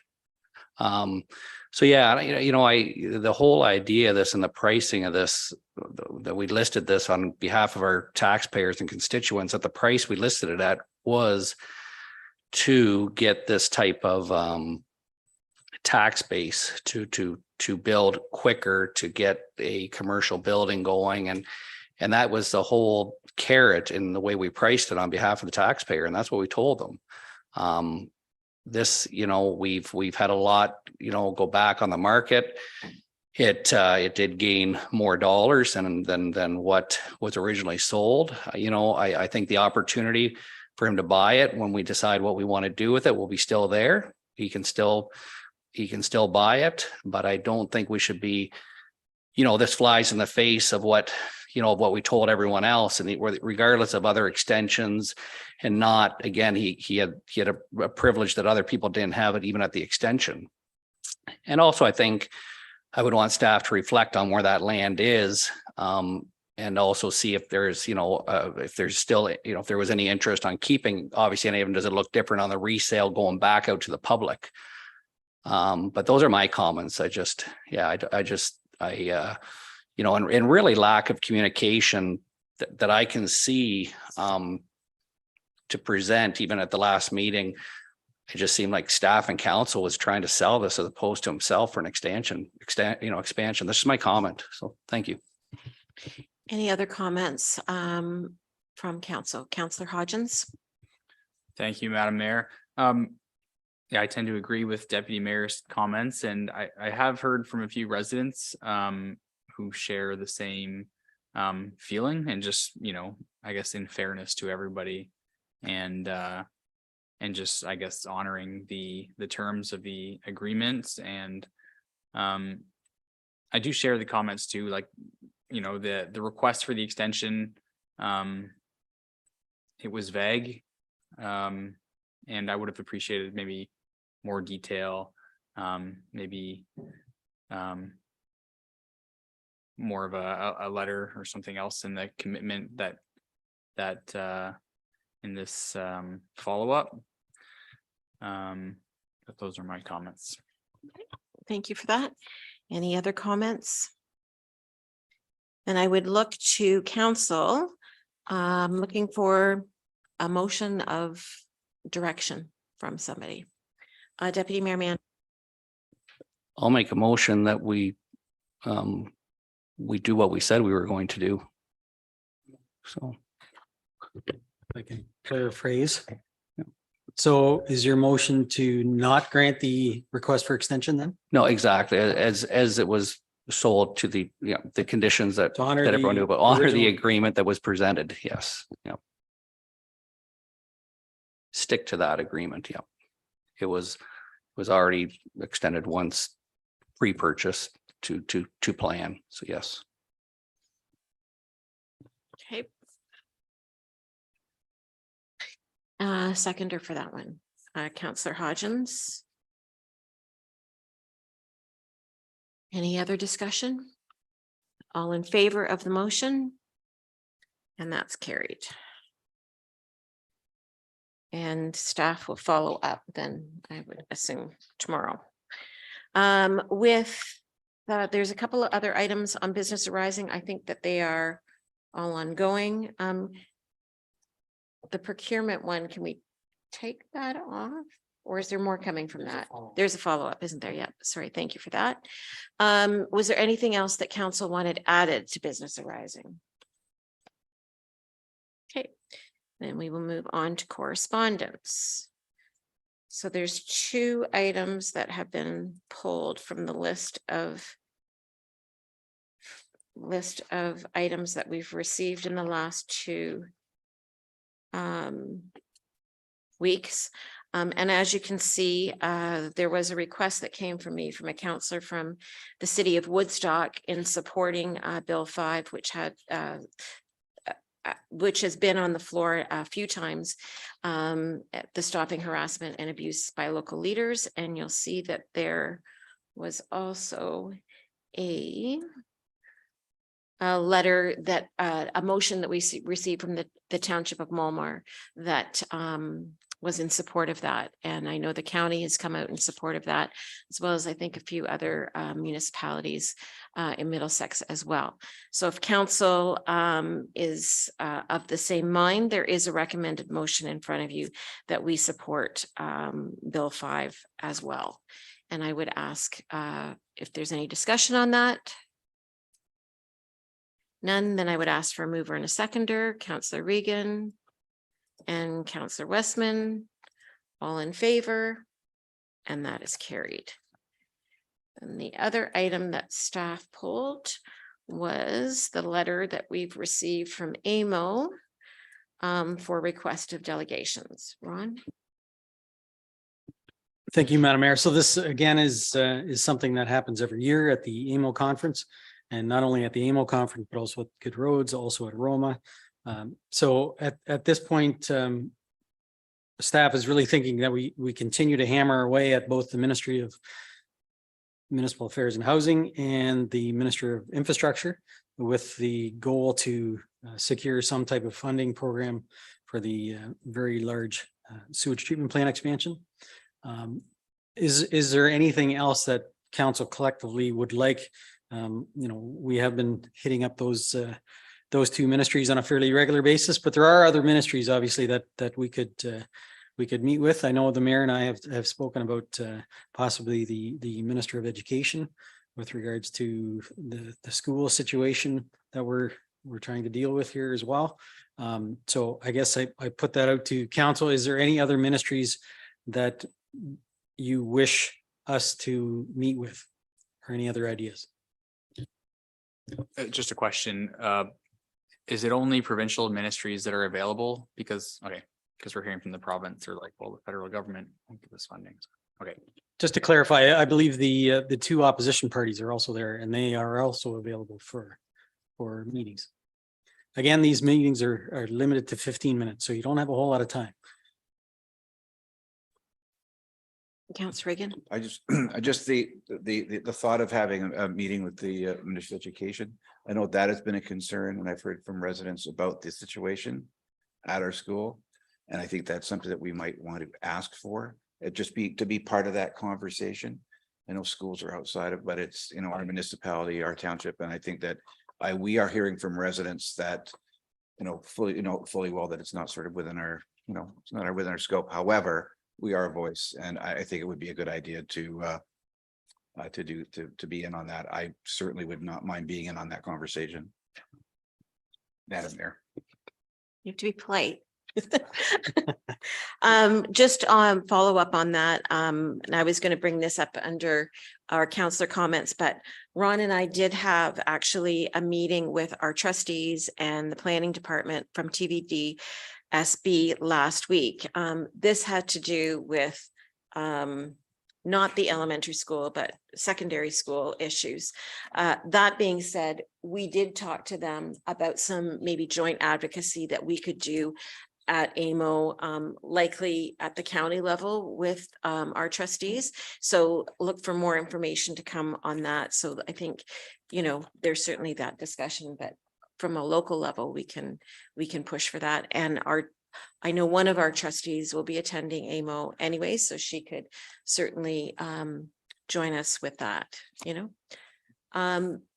if there's any other ideas, we have until June 9th to get our request in. So certainly I would encourage you to think about issues and to think about some doors that we can maybe try and open at AMO.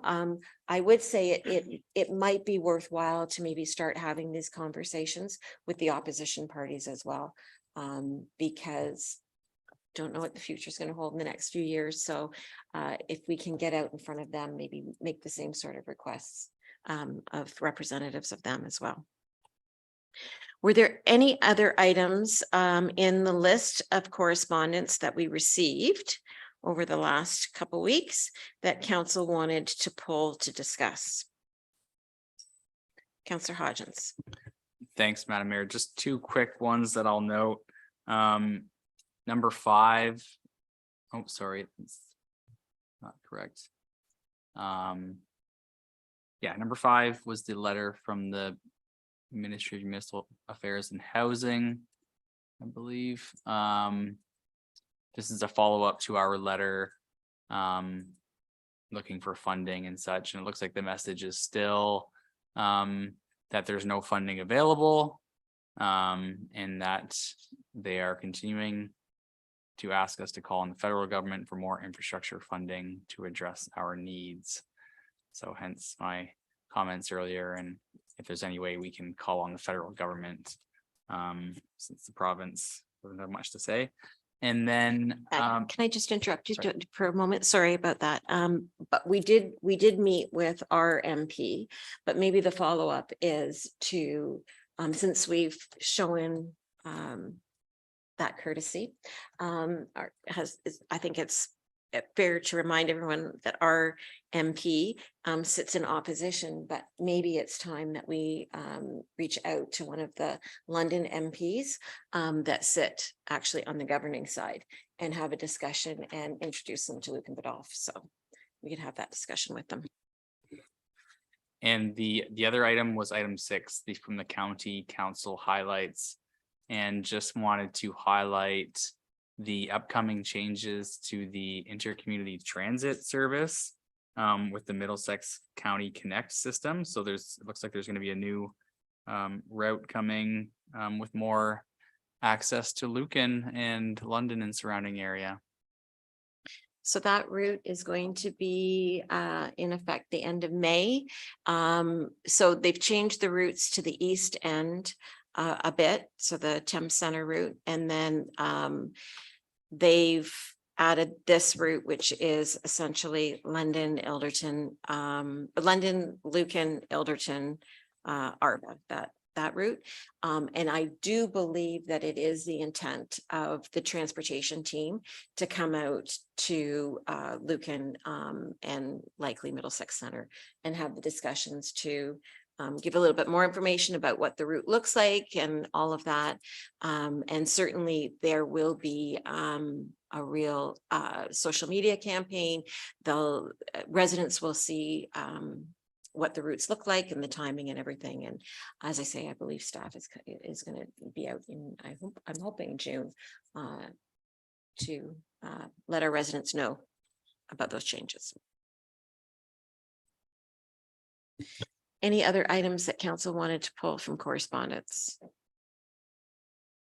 Okay, with that, I would ask for a mover and a seconder to accept those items of correspondence for information purposes. Councillor Hodgins and Deputy Mayor Manders, all in favor? And that's carried.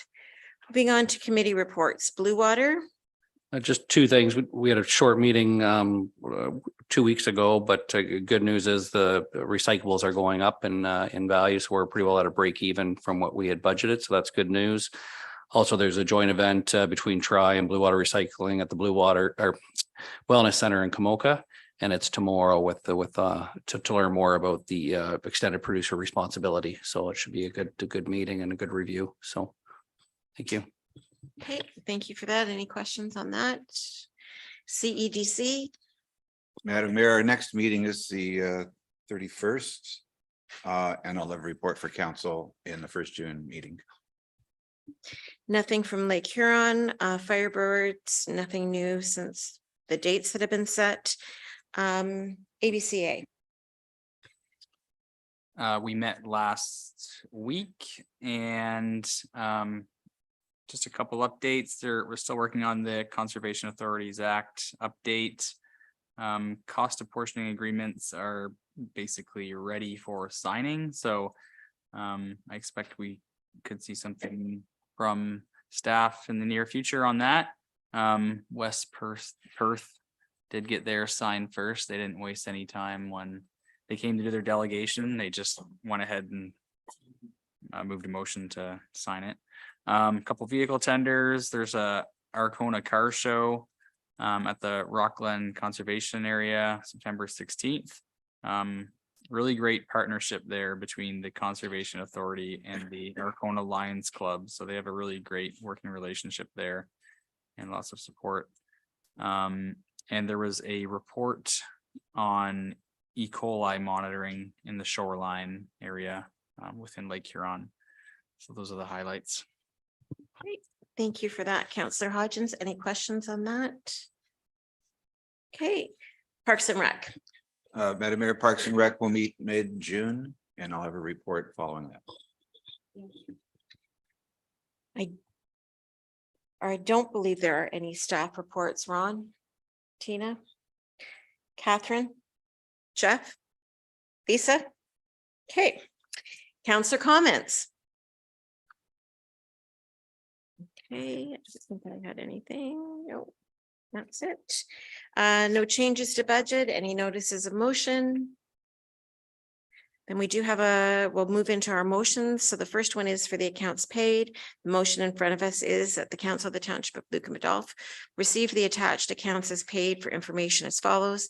That's for April 2023, $822,357.20. A mover and a seconder for that, please. Councillor Westman and Councillor Regan, all in favor? And that's carried. We have three bylaws in front of us. The first one is bylaw 204-2023, and that's to amend the Lucan Biddulph Comprehensive Zoning Bylaw for Scotts Drive, the Asable Fields. There's bylaw 205-2023 to amend the Lucan Biddulph Comprehensive Zoning Bylaw for 33823 Saintsbury Line, and bylaw 25-2023 to adopt and confirm all actions and proceedings of the Council of the Township of Lucan Biddulph at the council meeting held on May 23rd, 2023. So the three bylaws in front of us, or so the recommended motion, excuse me, in front of us is that if no one cares to speak to bylaws 25-2023, 204-2023, and 205-2023 on their first, second, and third reading, that they be considered to have been read a first time and passed, read a second time and passed, read a third time and passed. Can I get a mover and a seconder for that, please? Councillor Regan and Deputy Mayor Manders, all in favor? And that's carried. And resolved that the council meeting be adjourned at 7:55 p.m. A mover and a seconder. Councillor Hodgins and Councillor Regan, all in favor? That's carried.